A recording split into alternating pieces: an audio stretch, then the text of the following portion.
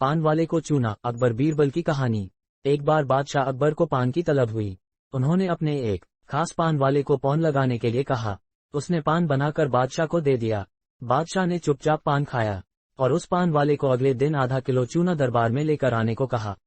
वह नहीं जानता था कि बादशाह ने उसे ऐसा क्यों कहा। वह चुपचाप चूना लेने बाजार चला गया। उसने दुकानदार से आधा किलो चूना मांगा। दुकानदार ने उससे पूछा कि इतना चूना क्यों खरीद रहे हो। उसने बताया कि किस तरह उसने बादशाह को पान दिया था। दुकानदार को समझते देर न लगी कि कुछ गड़बड़ है।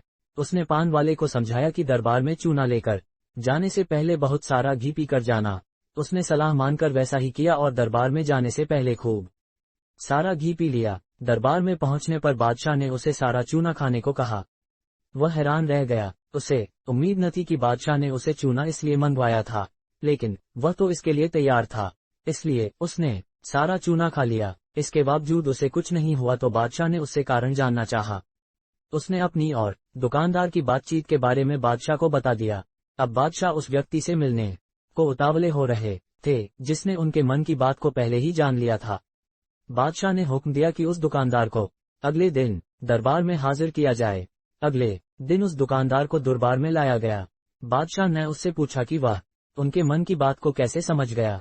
तब दुकानदार ने कहा, हुजूर, जब यह आदमी मेरे पास चूना खरीदने आया था तो मैंने इससे पूछा कि इतने चूने का क्या करोगे।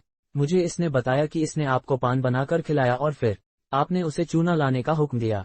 तब मुझे समझते देर न लगी कि जरूर गलती से इसने पान में चूना थोड़ा ज्यादा लगा दिया होगा, जिसे बादशाह के मुंह में छाले हो गए होंगे और इसी का एहसास करवाने के लिए आपने इससे चूना मंगाया। मैंने इससे सलाह दी कि दरबार में जाने से पहले घी पी कर जाना, जिससे अगर तुम्हें चूना खाना भी पड़े तो उसका असर कम हो जाएगा।